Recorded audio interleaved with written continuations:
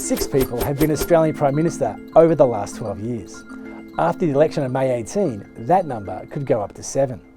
Where previous elections have been contests of charisma, this election features 2 leaders in a battle over who is the least unpopular.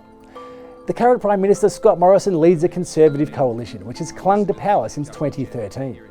Australia is one of the world's most prosperous and stable countries, so Morrison is campaigning on his government's economic credentials and fear of what the opposition might do if they gain power. The opposition Labor Party has won the last 50 national opinion polls, but its leader Bill Shorten has struggled to connect with voters. The campaign is being shaped by themes like taxation, climate change, healthcare and immigration. Both leaders are taking to WeChat to connect with Chinese Australian voters, but both parties have to address concerns about influence from China.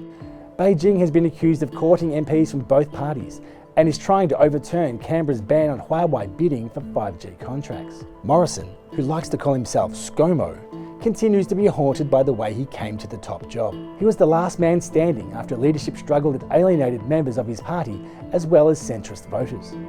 In fact, power struggles in both major political parties have given rise to what seems like a constant turnover of Australian Prime Ministers.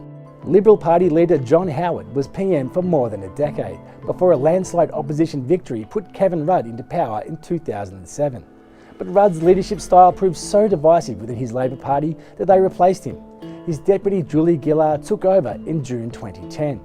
She led a minority government for 3 years, before her party gave her the boot, putting Kevin Rudd back in the job. The leadership strife paved the way for Labor to lose in 2013 to a right-wing Conservative coalition led by Tony Abbott. But he only managed to stay Prime Minister for 2 years before he was ousted in the leadership challenge by the more progressive Malcolm Turnbull. Turnbull and a Conservative coalition won the 2016 election, but 2 years into his term, he was challenged twice for the party leadership.